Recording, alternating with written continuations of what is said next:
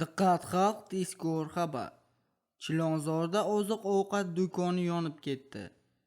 Bugun 30-iyul kuni Toshkent shahrining Chilonzor tumanidagi oziq-ovqat do'konida yong'in sodir bo'ldi. Bu haqda Toshkent shahar favqulodda vaziyatlar bosh boshqarmasi xabar bermoqda.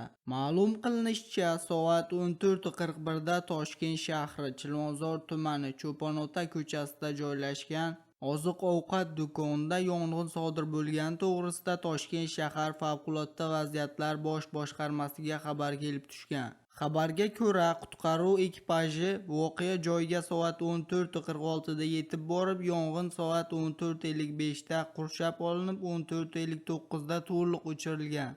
Bildirilishicha, hodisa oqibatida jarohatlangan fuqarolar yo'q. Hozirda yong'inning kelib chiqish sababi va yetkazilgan moddiy zarar aniqlanmoqda. Eslatib o'tamiz, kecha 29-iyul kuni Sirdaryo viloyatida joylashgan do'konlardan biriga o't ketgan edi.